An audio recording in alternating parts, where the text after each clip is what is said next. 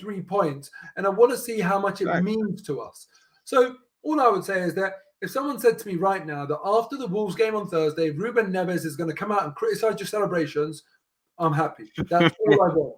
I want to be in a position where our celebrations are being criticized rather than our fragilities. Because we've had professionals come out at the end of games talking about we haven't got cojones. Yeah, same old Arsenal. We all know the script that used to be written and it might still be written. 100%, you're right there. Any backbone, they haven't got this, haven't got that. I'd rather talk about the fact that we over-celebrated because that means we're in a good place. Long may it continue. Like you said, and even on Twitter, I'm seeing things come up about how people weren't celebrating with Alexis Sanchez. I know he might not be universally liked, but you can't have it two ways. You can't criticize our team of having no pride in their performance, etc., and then celebrating. And I think that for me, it's the rhetoric. City are better than us. City out of 10 times, they somehow will probably beat us 20 times. But they beat a 10-man Arsenal side 2-1, and Rodri, etc., going ecstatic. No one said a damn word. Why? Because it's bigger than the two teams. They know what it means for their season. We're trying to fight for top 4. We're trying to get our first win of 2022. We know Wolves, respectively, that's a tough away game. That's a big team, respectively, with what they're doing. If almost the fact that we're celebrating, that should give you a lot of props, really and truly. That's the thing that got to me. And it's just like, who cares? Like, really. Exactly, yeah. It's baffling. And almost I got from it is what I know. And I would feel the same way if I'm Neves. If I don't beat Arsenal, I'm upset because I think that is 3 points. If I'm Brentford, I'm vexed. That's just where we are. I think we're damned if we do, damned if we don't. I love to see the celebrating. I mean, we're told we're 100%. Over celebrating. It's not making sense to me. And Wolves are going to be on it. What do you make of the game tactically? Because I think that Wolves are doing quite well. I don't think they were done the best against Leicester. I don't think they were necessarily amazing versus us. I don't feel they might put the ball into the box and whatnot, but they don't really create or take clear-cut chances. They have similar issues to us, but they're going to want revenge. They have got experienced players. They have got, a massive Portuguese contingent. We'll be here all day talking about Podence and Neves. 3 points means a lot, man. It's not even a 6-pointer. It's arguably a 12-pointer, really and truly. Absolutely. Listen, the team talk is done already for them because there is that revenge element now. Just like I was talking about Arsenal with Brentford, that there's going to be that revenge. Same now for Wolves. And when you look at the table, I mean, all you need to do is show the Wolves team that section of the table. 6th and 7th, Arsenal, 23 games, 42 points. Wolves, 24 played, 40 points. If Arsenal beat Wolves on Thursday, we are now saying to them, that whole rivalry you're trying to build? Nah, sorry, leave we've it pulled out, away. Leave it away. The daylight, we've pulled away. If it's the other way around, all of a sudden, even if we win our game in hand, the Wolves can say to us, we're one match day away from taking your position in the league. Arsenal now need to make sure that the teams in and around them, especially when we play them at home, we need to get those 3 points and kind of say, no, sorry, we're not interested in a rivalry. We're not interested in having some sort of toing and froing in league positions. We're just moving away from you. We're bigger, we're better, we're moving on. That's it, our position. And we need to have that sort of shark mentality now. So I think we will do it. I think that, especially we're talking about the context of the previous game. We went away from home 1-1-0 with 10 men at the end of it. We can do it again at home, 11-on-11. I mean, as you said, man, we can't have it both ways. We can't talk about wanting to be in these situations, want to be in Champions League, compete for things, and not expect pressure. The pressure's on. We know exactly what's going to happen. I think if it does go another way, obviously, hold our hands up for losing. But I just feel it's a bit unhealthy by every week for all clubs. If you live or die by what your team's done in the week, you're going to kill yourself. Just the other day, Spurs were out of the top 4 race. They've beaten City. Whether that can galvanize them is another thing. So we've got to take every game as it comes. They want revenge. And I just, from a personal point of view, I just want us to win. I mean, the players always on Twitter. They know that Neves has his knickers in a twist and probably wants the world's smallest violin played. Just win the game. We've got them and Watford. Watford isn't going to be easy. They beat Villa. They beat Villa. They're fighting relegation. We need 6 points because as much as we talk about games in hand, those are some tough games to come. And like you said at the start, we've got some tough grounds to go to, some tough teams. I would say where Brighton, Southampton and Palace, their fixtures I look at in the season and say, they're normally where it's not what we normally think is going to happen that actually happens. So it's business end of the to the team. So it is what it is where that's concerned. I don't know if you can hear me. You just cut off for a second there. No, But you're good. You're good. I can hear you. good. The other thing I was going to say is, DG, when I, after every single match day, the next day at 5 p.m., I release my 5 at 5, where I talk about Make 5 sure you things check I that know. out, people. Yep. The fifth thing that I mentioned in my 5 at 5 was Lacazette's tweet after the game against Brentford. Yeah. You're saying that these players are on Twitter. They will see what Ruben Neves would have said about celebrating and all that sort of stuff. This is only a couple of weeks old. Literally, Lacazette it's fresh. is pulling out stuff from the first game of the season where Arsenal lost against Brentford. Ivan Toney went and said, "Nice kickabout with the boys," taking the mick out of Arsenal. Yeah. He went and pulled that out and came and slapped it back in Toney's face. So if you think that these Arsenal lads aren't going to take what Neves said a little bit and say, all right, let's show him again, it's just an extra bit of motivation.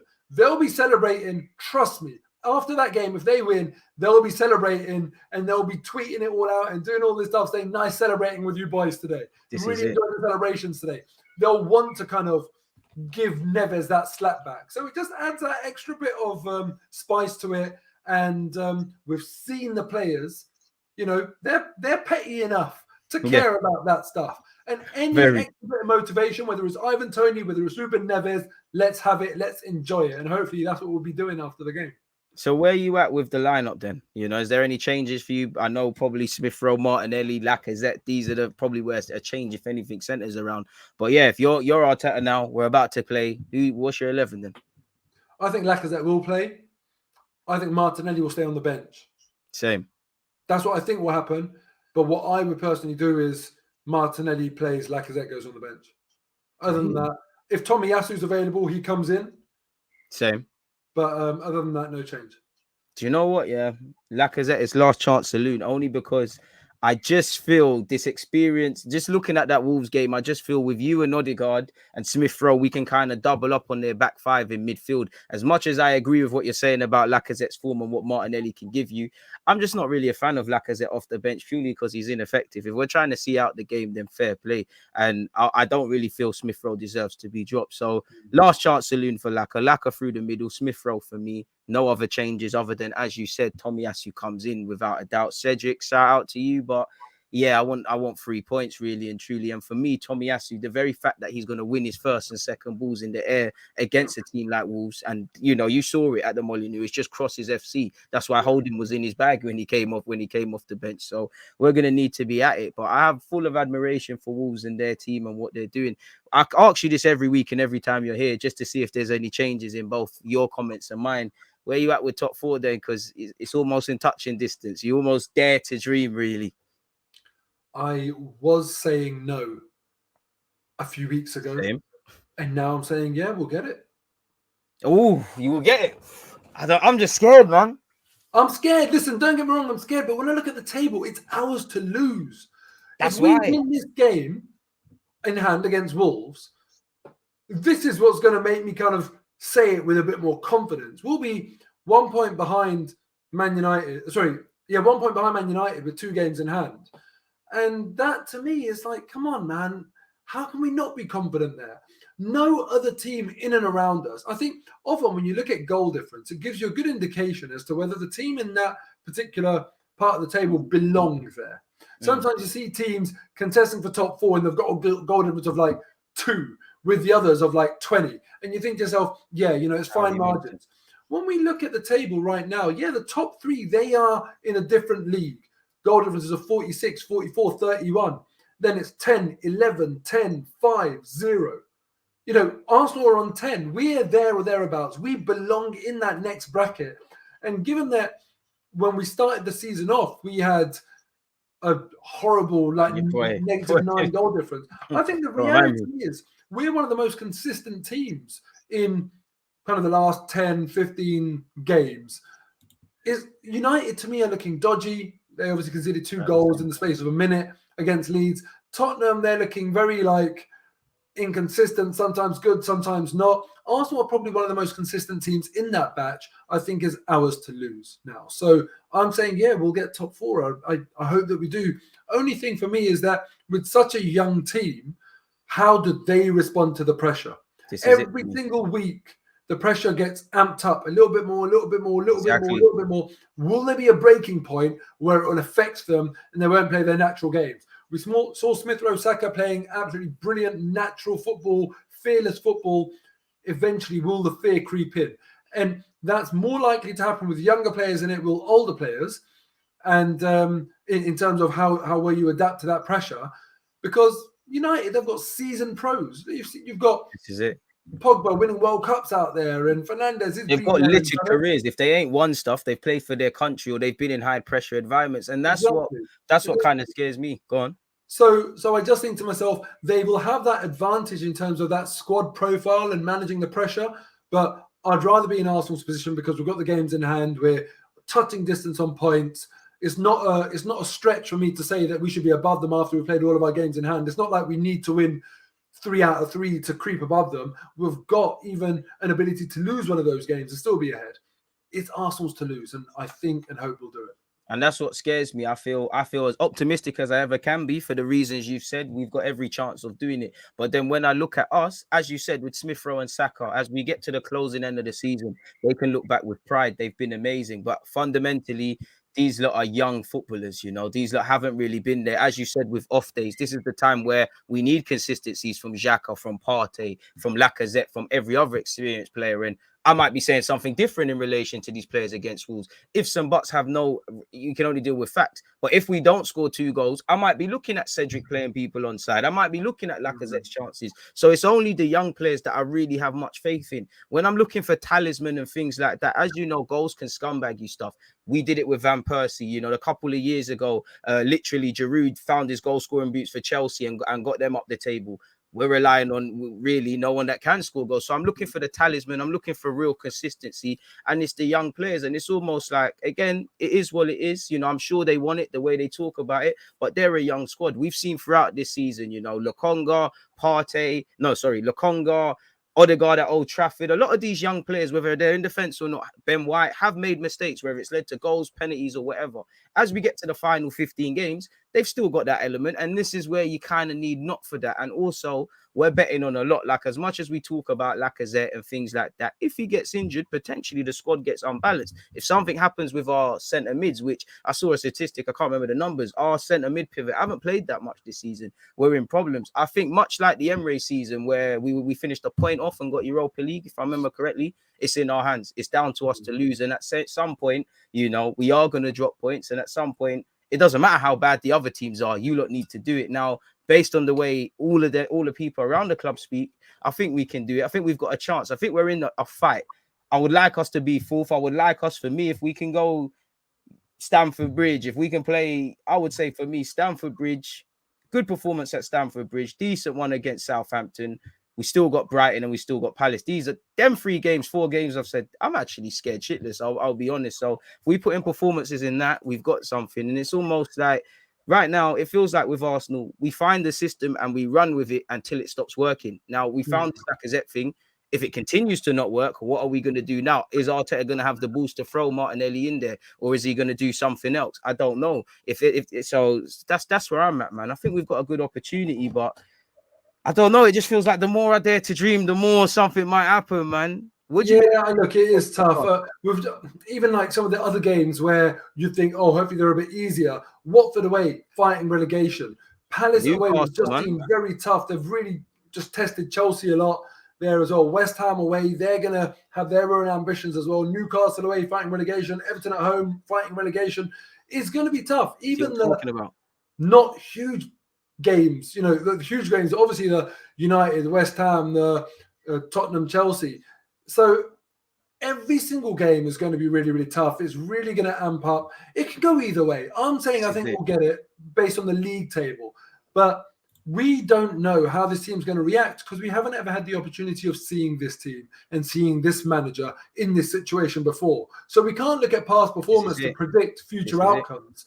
We can only hope and be supporters. Would you say we're favourites or front runners? Because on one hand, you know, surely I don't know much about F1, but you're only in pole position if you're first, literally. I mean, I haven't seen us fourth. So as much as I like the narratives of things, we still ain't got that many wins in 2022. We're not in pole position. So it's like, I agree we've got confidence and stuff, but do you agree with this narrative that Arsenal are front runners or favourites?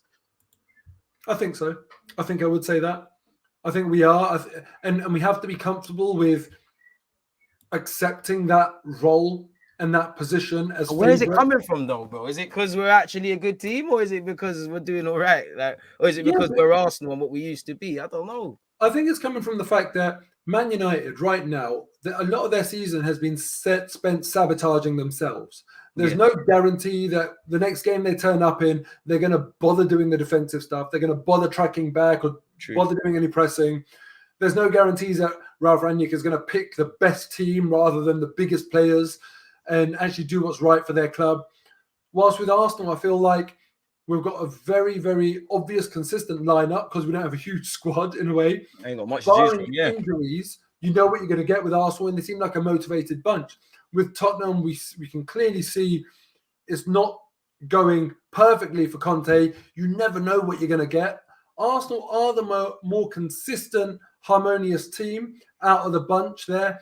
West Ham and Wolves, if they do something, that'll be more of a surprise. So it just looks like, you can say you've only lost 1 in 15 under Ralph, but you've been bang average. You've been absolutely bang average. You can't run away from it, yeah. Happy for you to keep that sort of record going and draw week in, week out, like you've been doing a lot. Please. So, Arsenal, for me, I feel like we're, in terms of squad togetherness and everything, where we need to be, and in the consistency of performance where we need to be. It's just injuries and pressure. Can we deal with that? Can our squad deal with that? Reactions to setbacks as well. That's the thing. And to be fair to us, we have reacted to setbacks, like you said, against Wolves. Ultimately, I don't want to praise us for ultimately losing against City. Them lot down the road won, but we did respond to a setback. Ultimately, our quality wasn't there. So I definitely am more confident than I've been. I'll give respect to the players. As much as I feel we should have invested in January, these are the players that, sucked at the start of the season, and respectfully so. These are the players who have got us in this position. So it's up to them, really and truly. It's I guess every game makes you believe more. I just don't know. I think I'd feel a lot better if I looked at a team and I could see someone I know what I'm going to get from these lot. At least 10 games, I know what I'm going to get, and I can't. I really don't know. So I'll feel a bit more confident, but I wouldn't go as far as to say we're favourites. If Ronaldo finds his shooting boots, they're scumbagging. Yeah. But look, when we go back to when Arsenal were, I think when Arsenal turned a corner after the Man United and Everton away defeats, since then, we've only lost against Man City in the league. So we have turned a corner there. And I think there's a long enough timeline to say that about us turning a corner. But it's just that what's hanging over my head is that are we going to turn another corner now for the worse because of that pressure, because of that very wafer-thin squad depth. But as it stands, I'm sorry, I'm going to say I believe in my club. I think we're the front runners. I've got faith in us, man. I've got faith in us to turn up to the battle. Whether we'll win the fight is down to us. What do you make of games in hand? Because I think life humbles us, respectfully, us Arsenal fans were saying, points on the board versus games in hand. We've got games in hand, but as someone said, boy, Chelsea, Spurs, might as well add Liverpool to that, I'm sure. In fact, that we found Wolves is one of them. Wolves is game. Well, the only team that play on Thursday. So yeah, look, man, I kind of feel like, as I said earlier, we don't have to win every single game in hand to be in that pole position in the league table. We just need to go and, ultimately, you can't say that, we can go and beat all these other teams, but right off the game against Tottenham away. If you want to go and get that fourth spot, you have to be a proper team. You have to win these games. And performing away. Whether it's Chelsea or Tottenham, go and perform. If you can't win, don't lose, but try and go and get that 3 points on the road. It's been a long time since we've done that. This team is what I'm looking at now, saying, that's it, go and achieve that, go and do it. So I am looking forward to the end of the season. It's a really exciting title race now that's been blown wide open. It's a really exciting top 4 race, and I'm really looking forward to seeing what these young players do. I mean, you said it there. All right. So what would be is there a sort of points tally to kind of, I know we have to be wary of points, but is there a sort of points tally we've got to try and end up in amongst it with the games left? And if we do that, we're there. I haven't actually done that. I feel like you can start getting very, very presumptuous there. you know, how many points will be enough? I think 70 probably will be enough. You could turn around and say that could be a points target. We're currently on 42, so that's 28 points. I remember when they said we weren't staying up, and we've got 42. That's 40 and some change. We did all right there, didn't we? 9 wins and a draw gets us to 70 points, and we've got 15 games remaining. It's in our hands, you know. It's in our hands, man. So my last question to you, with the Wolves game in hand, what's score prediction? I'm going with 2-1 Arsenal. I'll be a bit optimistic. Likewise, 2-1 Arsenal. I think so too. I'm going with the Haaland boy scoring as well. In fact, you know what? Smith Rowe, and let's talk some positivity in the air. Lacazette, go on, man. Make yourself a hero today. Well, I'd love that. He needs that. 18 appearances in the league, 3 goals. It's awful. He needs to go out there, grab a brace, be the match winner. Remember what that feels like. Literally. Hopefully, Lacazette, if he starts, he gets the goals. Even if he comes on, I'm happy for him to come on as plan B and to have his moment, because he hasn't had many moments this year. This is it. There's only so much assists and all them things you can get, man. You know, yes, a Lacazette goal, man. I know they don't come around too often, but yeah, you know, at least for his new club, I mean, it looks like he'll probably go back to Lyon or something.